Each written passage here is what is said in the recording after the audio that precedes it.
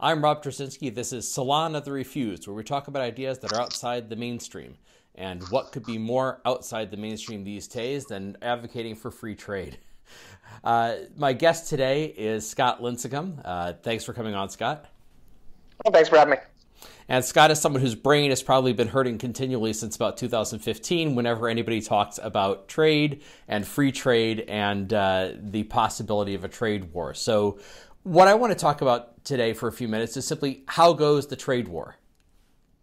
Yeah, so we are right in the middle of it. Fortunately or unfortunately, it hasn't been as bad as it hasn't. We haven't reached kind of the climax. Right. But I guess a good way that we should step back and say, what is the trade war? What has actually been happening, as opposed to what was threatened or what Donald Trump says on Twitter? Exactly. So what we've seen in 2018 is a really dramatic escalation in the United States' use of unilateral tariffs outside of our traditional mechanisms. So the United States has, every WTO member, World Trade Organization member, has mechanisms that are very lawful that allow for the imposition of duties. Now, the difference is that starting in 2018, the United States started imposing duties that really were far outside the mainstream. And the first ones were on washing machines and solar panels. That was under our safeguards law. But the real big ones came in March with the steel and aluminum tariffs on supposed national security grounds. Those elicited immediate retaliation from our trading partners. And we now are in a place where all of the steel and aluminum tariffs basically remain in place. And we have a lot of close U.S. trading partners, including Canada, Mexico, and the European Union, retaliating against American exports in approximately an equivalent amount to the U.S. tariffs. So that aside, then in July, the United States escalated trade tensions by beginning to impose tariffs on imports from China, starting with $34 billion worth of Chinese imports, 25% tariffs on those imports. Then another $16 billion, again, 25% tariffs.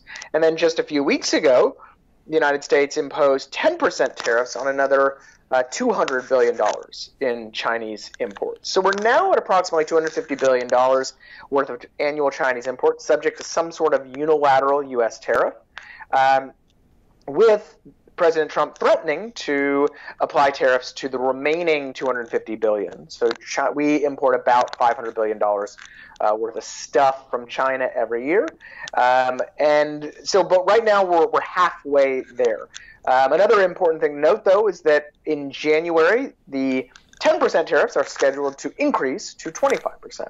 And that's a really big deal because things like currency movements and supply chain management can tend to eat up a 10% tariff.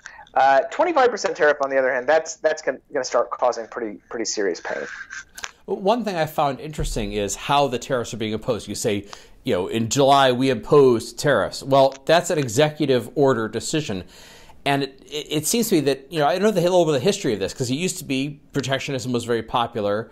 But what they would do to sort of get around it, the lawmakers would do to get around it, is they'd say, well, we'll give the president authority to impose tariffs if there's a national security reason. And that was their way of sort of throwing a bone to the unions and the people who wanted the tariffs.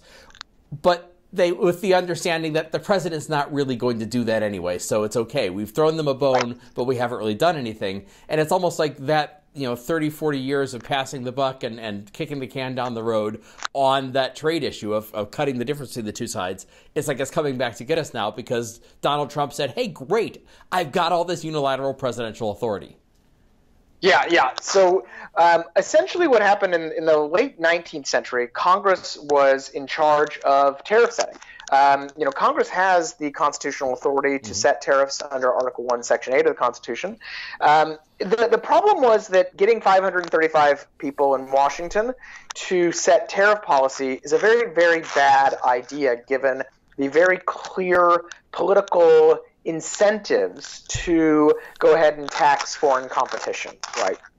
So after the Smoot-Hawley tariff debacle, as everyone who's ever seen Ferris Bueller's Day Off knows about, the most Congress greatest educational achievement Mark Stein ever had, telling everybody what the Smoot-Hawley exactly. tax is, So the after Smoot-Hawley, Congress began slowly but surely delegating its tariff powers to the president under the assumption that has proven true for the last 70 years until now, that the president would be the most free trade guy in the room, because the president would not have discrete political constituent interests. He would have the national interest in mind, and free trade for both economic and geopolitical reasons tends to be a big winner at the national level. The issues with trade are typically about discrete, intense producer harms, worker harms, but at the constituent level. So a steel plant in Pennsylvania,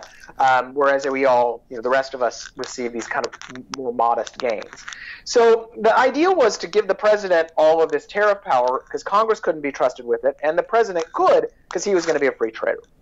So you saw year after year after year, the Congress delegated to the president more and more tariff authority, including under various statutes, like the one used on steel and aluminum, Section 232, like the China tariffs, Section 301, that are extremely ambiguous, very, very broad.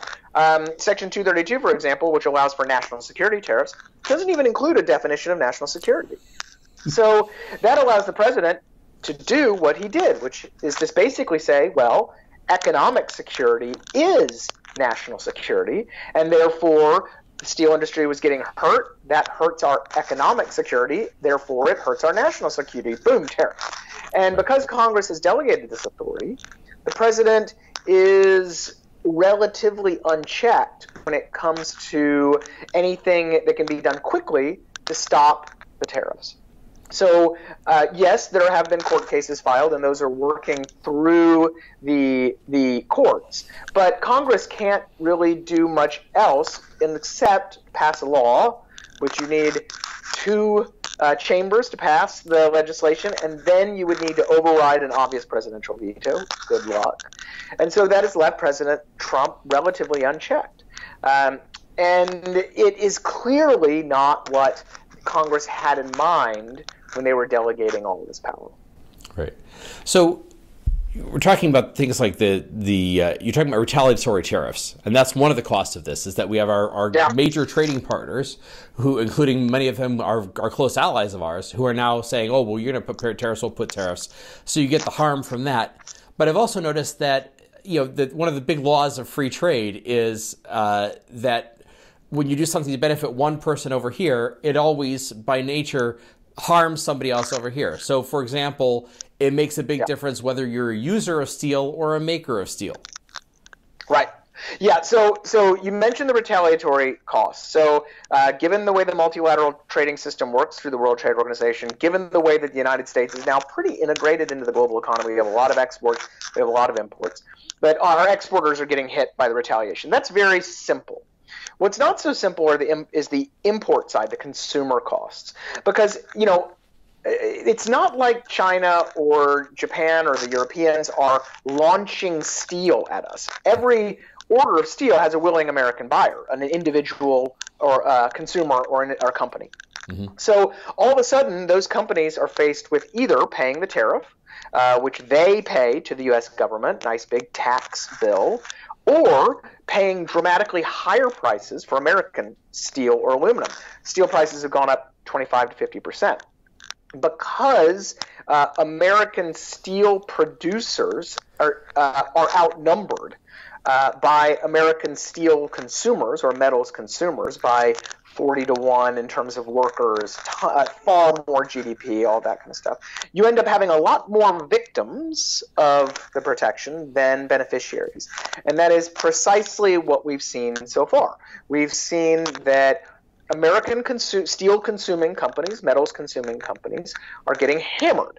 And now they are given the choice. And there is no free lunch. This is basic economics. So the steel consuming companies that are importing the more expensive steel or paying for more expensive steel in the United States, made in the United States, they have just a few choices. So the first, most obvious, they can pass it on to the consumer. That's you and me. So we could just end up seeing higher prices for, a refrigerator or a car or whatever. Some estimates have said that, if the steel tariff were fully passed on, it would increase the cost of a car by a few $100s. Not the end of the world, but certainly I don't want to pay a few $100s to prop up the steel industry. It all adds up. The other thing they can do is just eat the cost, and that's actually been what's going on more than passing them on. Now, there's two reasons why they're eating the cost. One is because our foreign competitors, these American companies' foreign competitors, do not face the same steel tariffs, so they get cheaper steel, problem one. Problem two is they don't face any tariffs on their products sold to the United States. So American companies are left with really little choice but to eat these higher metals costs, input costs. And there's also Chinese inputs subject to tariffs, same type of stuff. So now, again, that's not just magic beans. They have to do something to pay for those additional costs. They can either reduce employment, lower wages, reduce investment, or not pay lower dividends. Somebody's going to end up paying for this. And what we're seeing is all of the above. So we've seen a few layoffs in these sectors. We've seen a lot of investments that have just been shelved. So companies said, I was going to invest $300 million in a new plant, but I can't right now. There's too much uncertainty, or the costs are too high. We've seen a couple bankruptcies, so companies just simply go out of business. They just can't afford to compete.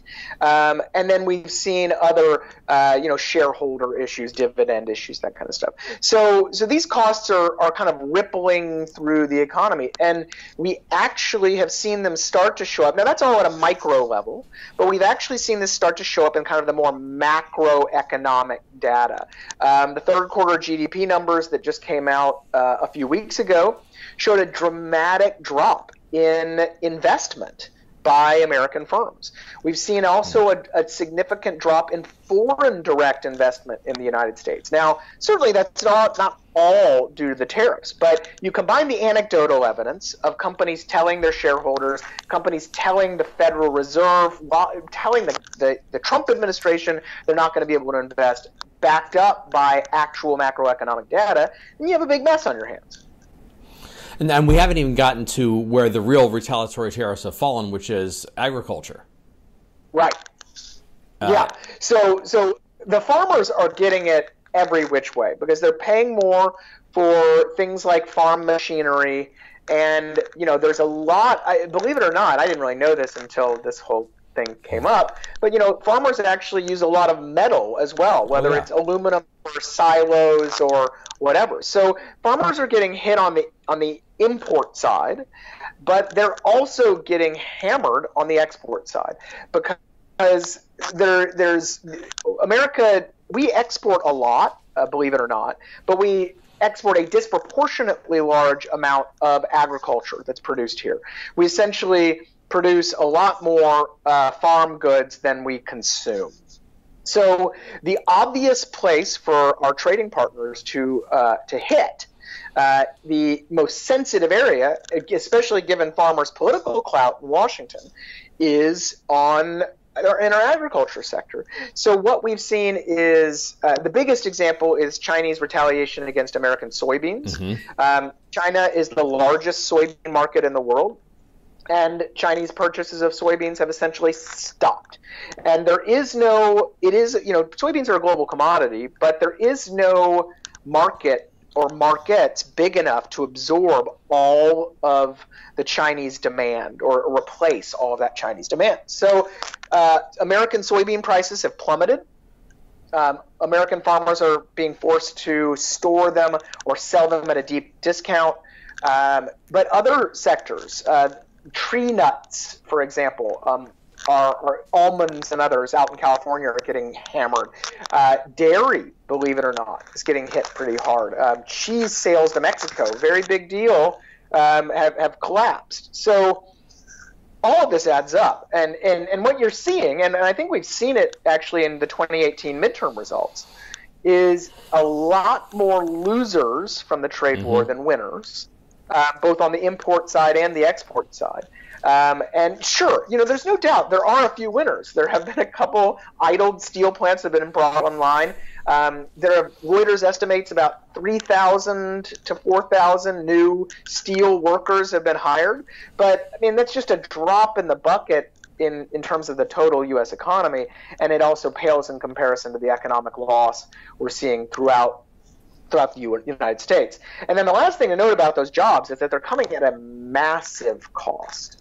So I wrote a paper a couple of years ago looking at all these different academic studies that found that, American protectionism in the past saved some jobs, but did so at a cost of approximately $600,000 per worker per year. Now, that's 12 times the average manufacturing wage, right? Yeah, $600,000. It's actually looking a lot worse for steel and aluminum right now. I did some back-of-the-napkin estimates, and even assuming the best-case scenario for the number of jobs gained so far, and you're looking at $1 million a job, maybe even more. So, it's not that you can't protect some jobs. I mean, government's very big and strong, and they can do all sorts of things with tariffs and subsidies and the rest. It's just you have to ask about the cost, and the cost is massive. Well, one thing I find interesting about it is I find that the argument for protectionism is not so much economic, because ultimately there is no economic argument for it. You go talk about these calculations, but it's really a cultural argument. And I find, especially with President Trump, that it tends to be sort of whatever industry was dominant when he was a kid, that he remembers as being a key to American greatness. You can see the psychological impact this has. If you don't have steel, you don't have a country. If you don't have cars, you don't have a country. It's steel and cars and the big heavy industries. And part of the question I have is this a trade war we actually want to win? Because, one of the most profound principles of free market economics and the economics of free trade that I think most people don't understand is the idea of comparative advantage, which is even if you can make something as well as the Chinese, even if you can make it better than the Chinese, if your real strengths lie in making another product, which is you make fabulously more productively than anybody else, that is what you should be producing, and you should let them make the cars. Even if you can make better cars, you should let them make the cars. So in a way, are we basically trying to preserve the jobs of Donald Trump's youth rather than at the expense of the jobs of the future that are possibly better paying and more productive? Yeah, there's certainly some truth to that. I mean, just to recap what you said, the truth about trade is that it's not really about more jobs, it's about better jobs. So we essentially, through the last 40, 50 years, have traded labor-intensive, unsafe, unclean, kind of dirty, rote manual labor jobs for especially lower-skilled, less productive jobs. Right, low-skill, less productive jobs. Think like old-school textile manufacturing, right? So we've traded those away, and we've replaced them with jobs in high-skill manufacturing. So today's manufacturing, we still have a lot of manufacturing here, but it requires engineering background, computer skills. So we have high-skill manufacturing. We also, of course, have tons of services. And that's really where, America's great strengths lie. We actually have a large trade surplus for those people who care about trade surplus. We have a big trade surplus in services. And so what you've seen over, of course, a longer period of time is a shift in the U.S. economy that's really happened, starting back to the 1940s, the workforce has shifted out of manufacturing and into services. And that's been a pretty steady decline throughout the period. So because of that, you ask the right question. Do we really want to save an old, inefficient steel industry? And, the fact is, the United States steel industry was still had about 70 to 75% market share before these tariffs. It was still producing about 90 million tons of steel. We weren't losing a steel industry, but we were seeing old, inefficient steel mills, like the ones that just got brought back online, going out of business. And, yes, that disruption is hard for human beings, but it is disruption we want. Not just in steel, but in everything. Americans cheer free market competition. We want there to be not just Amazon, but a Walmart and a Target and these other companies pushing each other to be better, to provide us with better stuff for less money. We want those same types of magical, invisible competitive forces to exist in the manufacturing sector or in trade in general. And trade contributes to that a lot. And it's brought us all sorts of awesome things, better standard of living, better jobs, all of that. So we don't want this to succeed. I personally would not like to work in a textile mill. But the truth is, you ask people, so there was an article a couple of years ago written, really great article from a kid who lived in Hickory, North Carolina.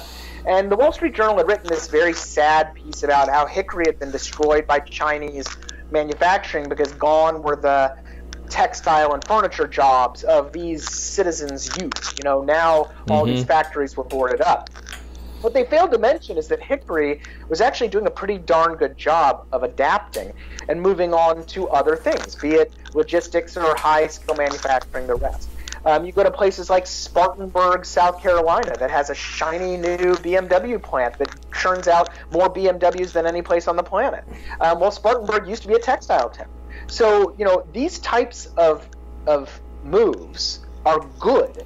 And they are not something to be retarded just out of these kind of grandiose, nostalgic visions of giant blast furnaces and Flashdance, the movie, and that kind of stuff. I was thinking more Springsteen songs. I think that's more the feel of it. Songs, that Tom Cruise, all the right moves, right? Great. No, but Springsteen stuff. specifically has the implicit theme of most of his songs is that he peaked in high school.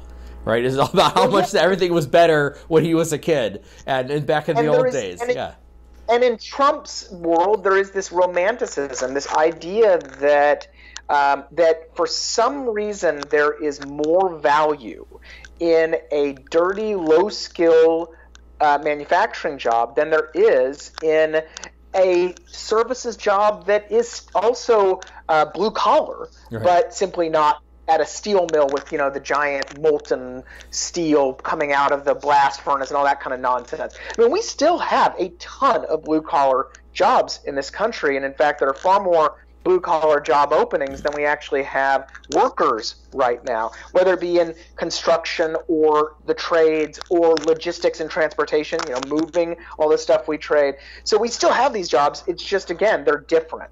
And, the fact that some of our political leaders seem insistent on this kind of stagnationism is really sad.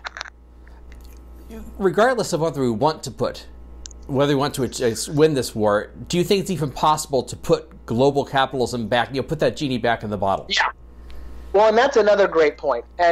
So protectionism not only has these immense economic costs. This is actually a T-shirt I made, but it also. By the way, feel free to, if you want charts and graphs in this, feel free to send them. I'll stick them in the video. I'm a market you cannot glut. Picture of the T-shirt and a link for people to buy it. There we go, great. But so the problem with protectionism is not only are these big economic costs, seen and unseen economic costs, but the fact is that protectionism actually is really bad at achieving its primary policy aims. So you look back and you see that protected industries don't magically revive because the producers don't actually reinvest their windfall profits in the companies. They end up profit taking, right? Or you have a situation where they just simply are, clinging to an inefficient industry that no amount of investment is going to save. You also see that the workers, we're losing manufacturing workers mainly due to competition or technology, but there's certainly some import competition issues in there as well. And then finally, you see protected firms coming back to the trough, man. The protection goes away and they're back 2 years later needing more protection or subsidies or anything else. I mean, the steel industry has benefited from some type of import protection for going on 40 years now, right. And here they are again now saying that their existence is a national security threat. I mean, give me a break, right? So when then you look at, oh, well, no, Trump's just negotiating. Well, even on the negotiating side, the results through history are not very good, and they haven't been very good so far. He got a new NAFTA, right, with a new name. Right.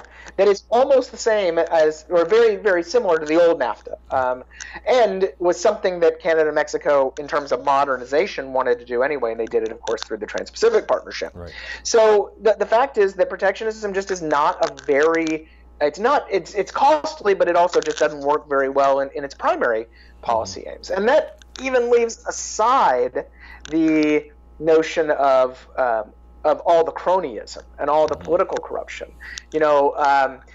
Milton Friedman once described, and I paraphrase, protectionism as kind of the gateway drug to big government authoritarianism. And we've actually seen in the past, there were tons of examples in the 19th century, early 20th century of, I talked about the congressional tariff setting, ridiculous corruption surrounding tariff policy. Well, let's fast forward to today. Now you have Wilbur Ross, the Secretary of Commerce, threatening to go after speculators, antisocial speculators, because they're of course profiting from these higher steel prices in the United States. You have a couple legislators in Congress want to have aluminum price controls. We have an exclusion process whereby producers can petition the U.S. government for relief from the tariffs that the U.S. government has imposed.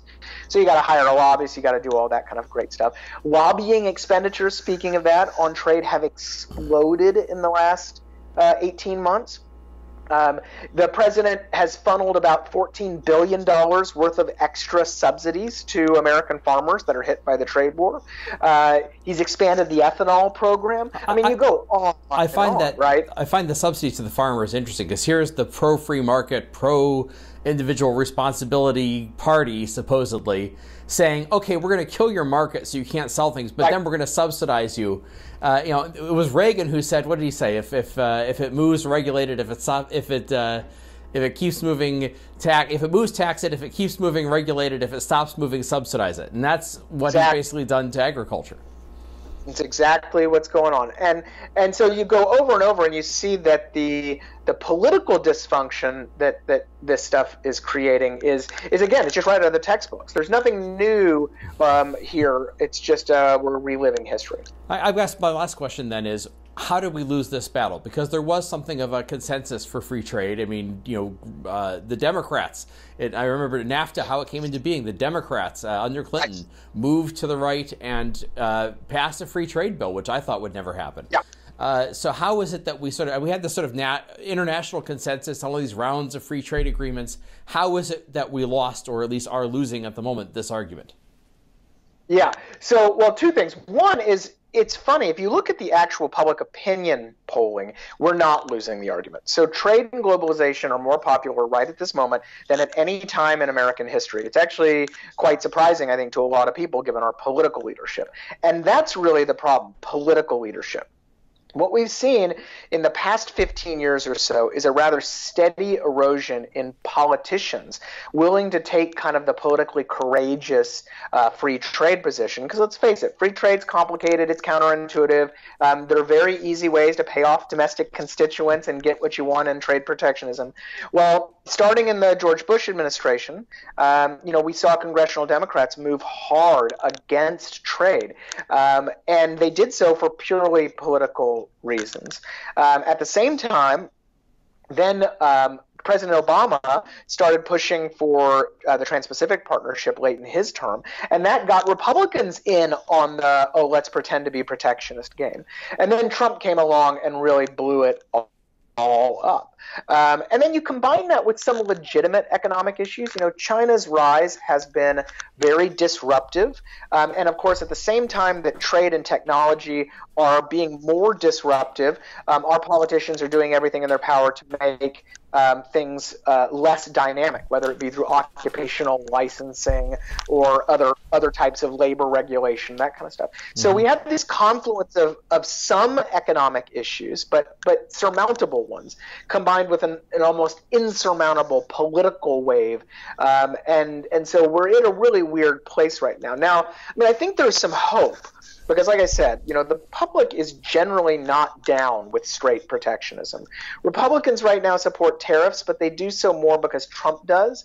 And most Republicans will say they only support them not as protectionism, but as a means to achieving free trade. Right. And then in that regard, even Trump himself, this dyed-in-the-wool 30, 40-year protectionist, the guy who has never seen a tariff he didn't like, has shifted in the last 6 to 8 months from defending his steel and aluminum tariffs on purely protectionist grounds. You mentioned, you can't have a country if you don't have a steel industry, all that kind of stuff.